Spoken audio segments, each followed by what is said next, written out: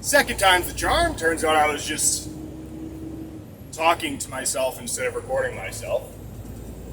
Anyways, so I gotta start from the beginning and hopefully I get this right. So, first off, a little bit about myself. Channel name is Steel Wrath. My real name is Dan. So let's call this your average Dan truck blog. I think I'm anything but average.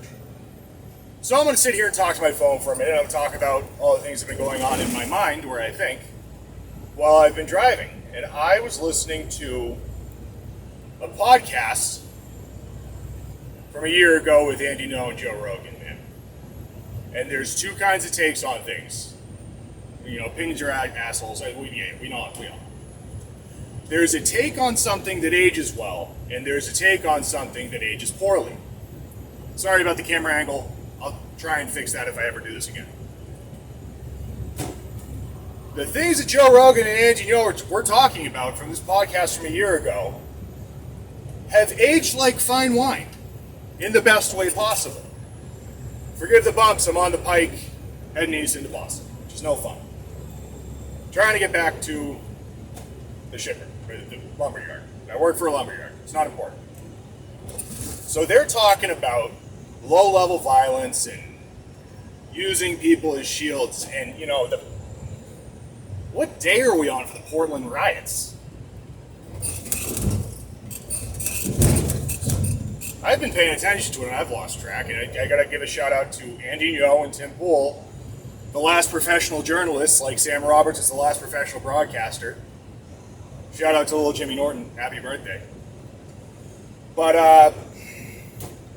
man, it's really alarming. So I just got to say, I got to give that a shout out. But, I'm driving 10 hours a day. Might as well record my stupid thoughts.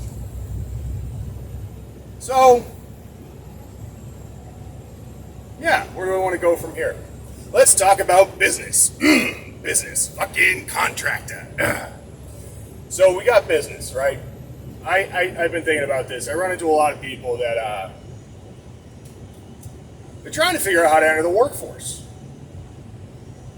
which everyone does. You're trying to figure out how to get the job you want. So I think I'll just fucking tool around and rant about this for a couple minutes. It's obviously off script because I can't have a script in front of me. Hang on. Stand by. Very illegal. Phone in my hand. Oh God, danger. Don't tell the police I did that. Shut up. Anyways. So this is going to be my story of how I got my job, and hopefully the camera angle's not so terrible that you hate my video. Okay.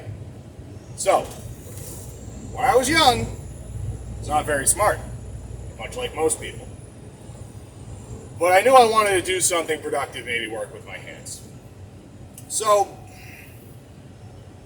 first job, I'd say, first real job, I worked at a landscaping company and I moved things. From there, I got a good recommendation. I went to Cumberland Farms, which, it's a stepping stone. It paid some money. After that, I went to a True Value mini lumberyard. So, flash forward. I'm working at the Homeless Despot. Home Depot for the layman. Alright, Home Depot, pretty big company. And like any company, you're going to have good management and bad management. I had some bad management at Home Depot. I had some really good management. But it was a stepping stone. And the point to what I'm saying is, if you think you know what you want to do, because we all think we know what we want to do until we do it, my recommendation to any young people trying to join the workforce and get into a job that's actually worth a damn and pays the bills instead of pays some, start in a parallel field. So I did smalls, and then Home Depot, which was, I could work extra hours if I wanted to, which was nice. I could pick up a shift when somebody punched out. I could get a little bit of overtime, but they were real stingy with that overtime. Well, one day, a gentleman comes in who was an unorthodox customer, and he turned out to be the man that would become my boss and be the company I'd worked for on and off for 10 years. While I was waiting for the job I wanted, and I finally got it. So I'm going to try and condense this. I go to work for the company I love and I work for now, and I'm going to avoid entering the name because, internet doxing and all that shit. Just trying to avoid that. But it's a good company. I like it. It's good people, small business, about 24 employees.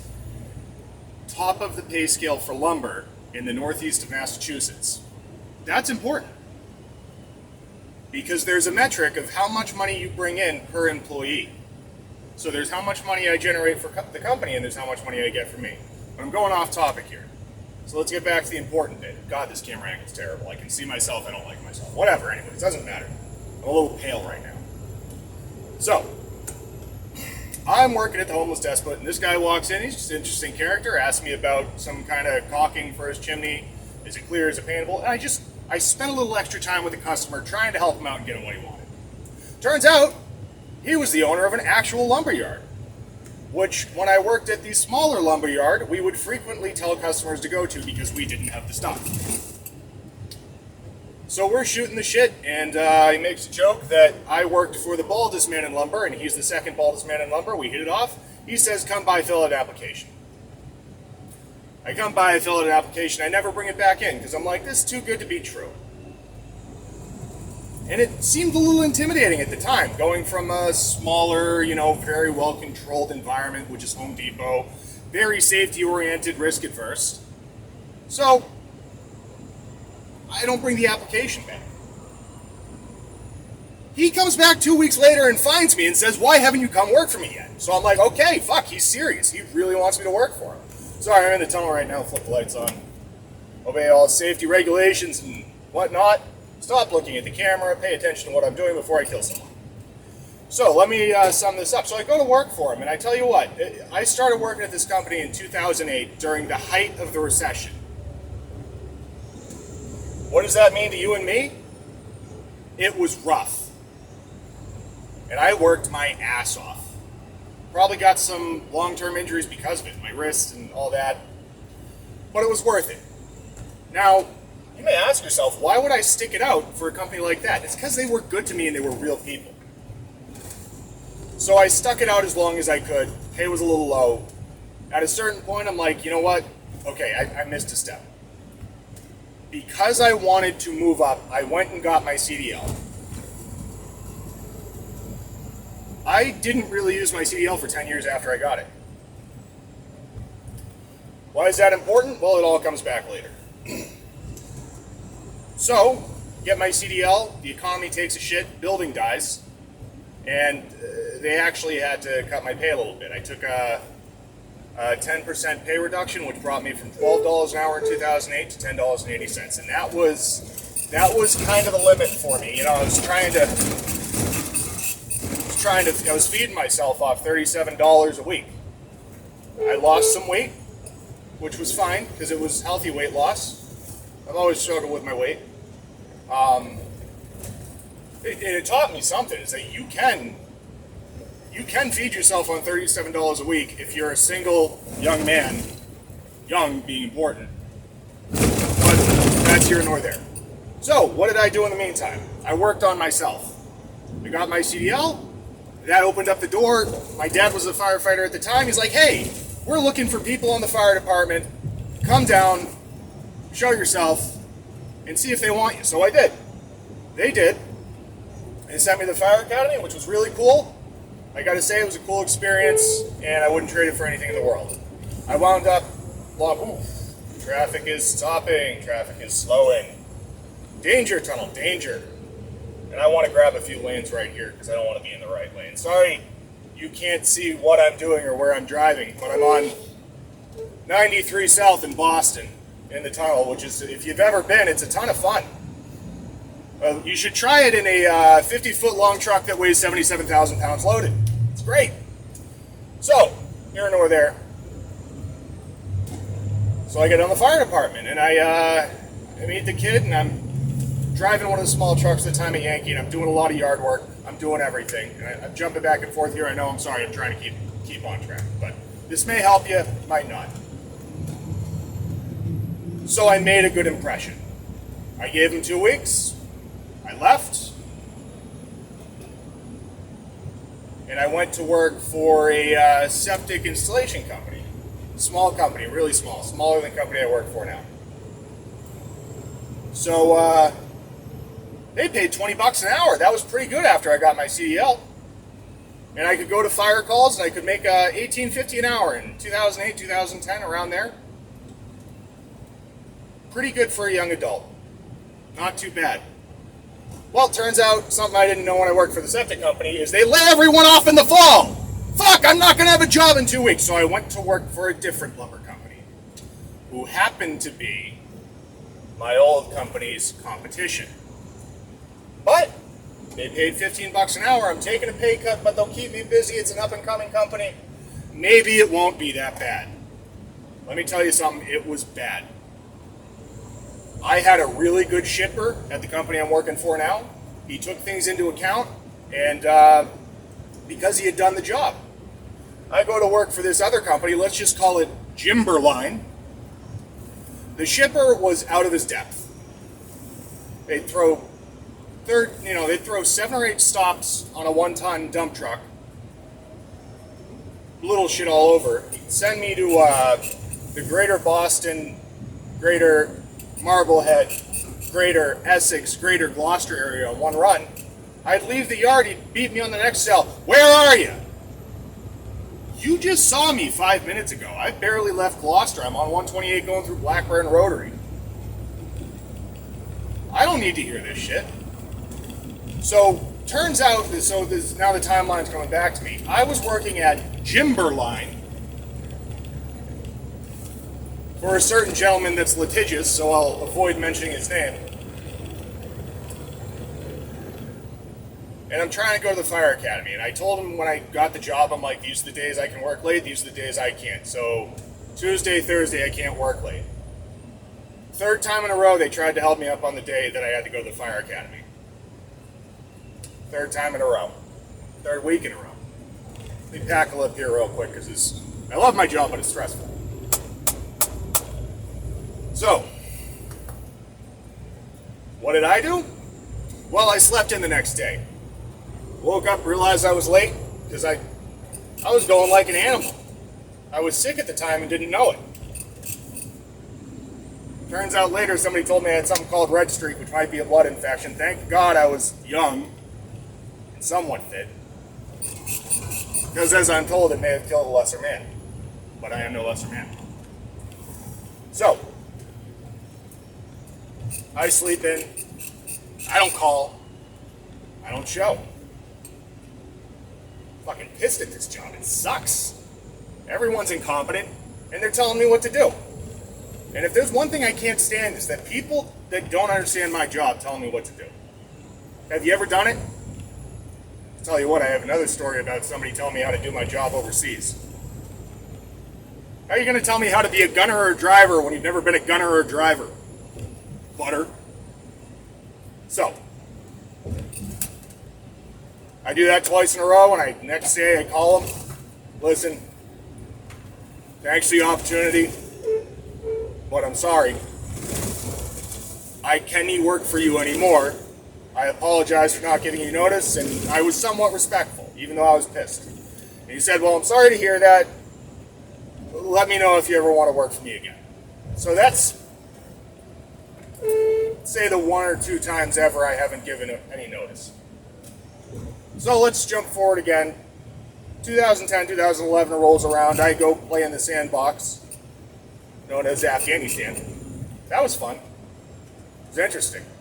Learned a lot about humans, human nature, and myself. I saw my strengths and my weaknesses, but I am only human.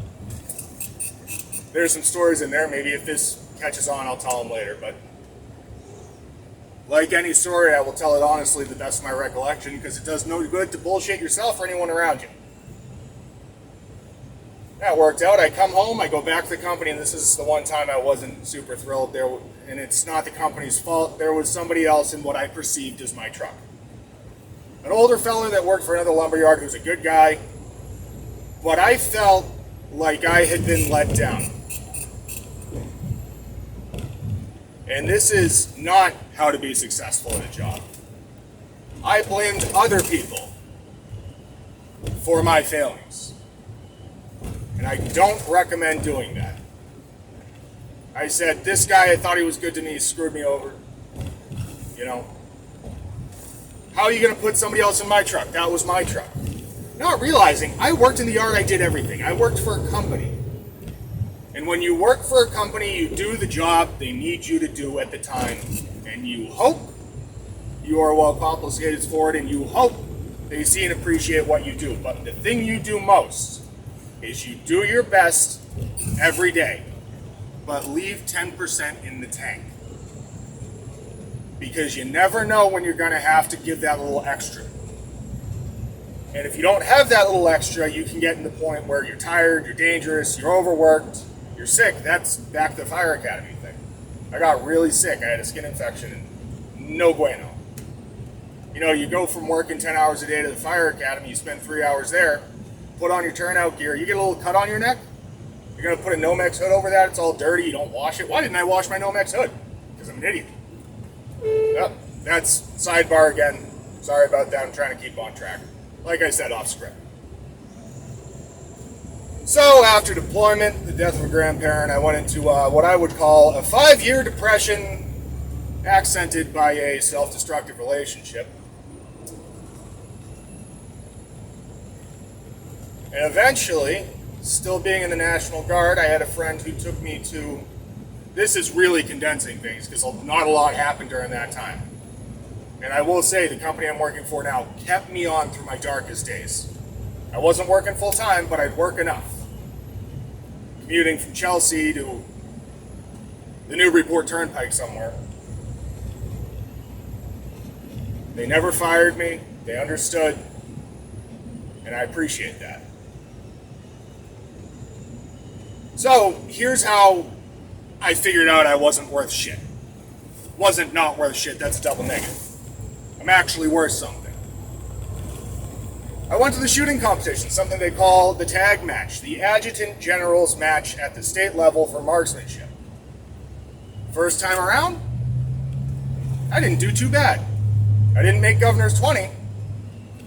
I didn't get any plaques or done goods, but I had fun.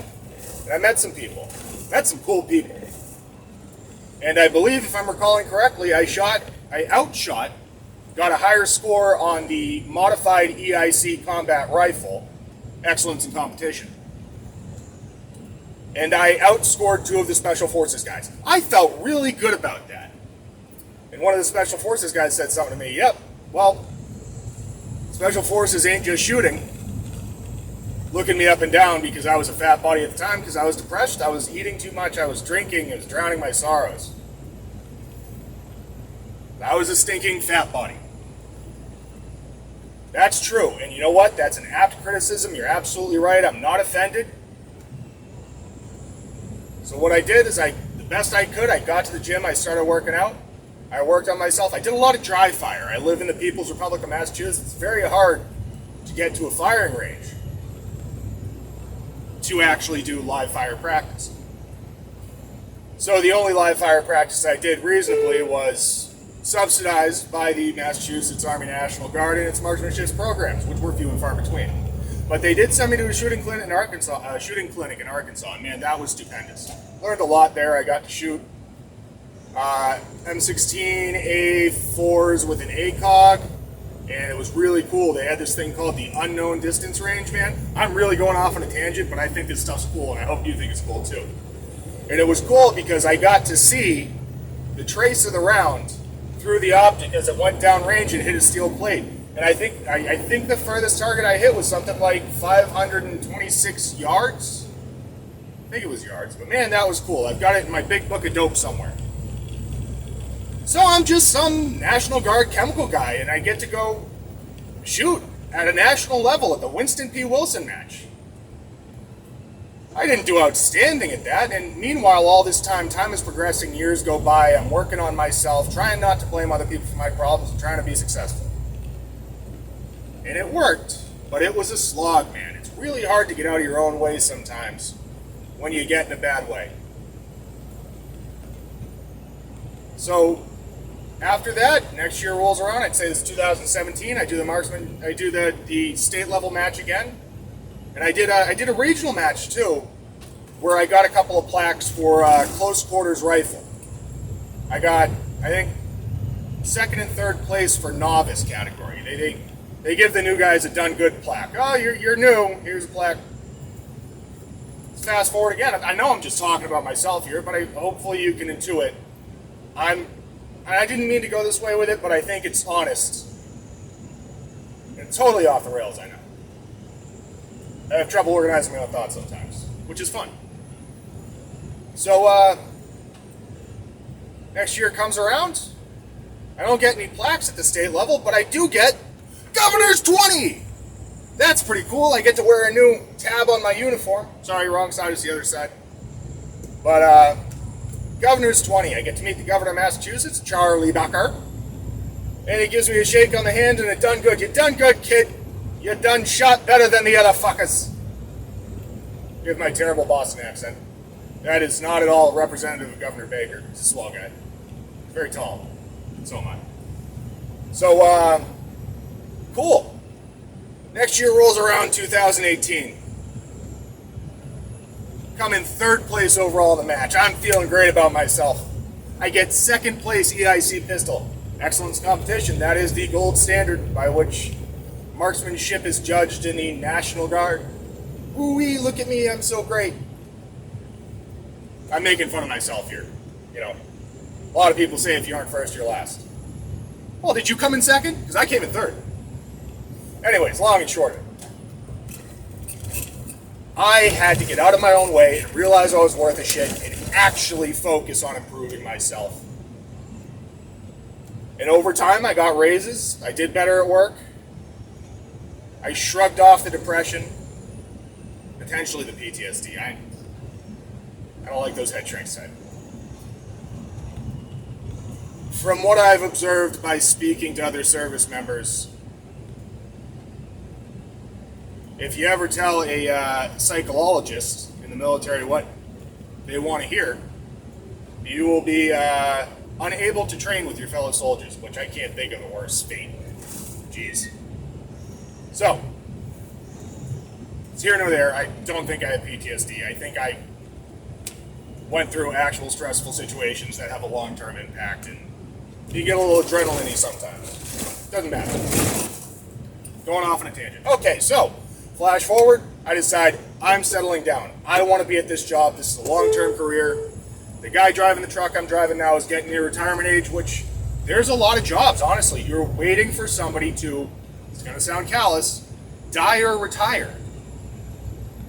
That's pretty bad, and I can tell you a story that I was told about someone screaming, they're going to be the foreman now.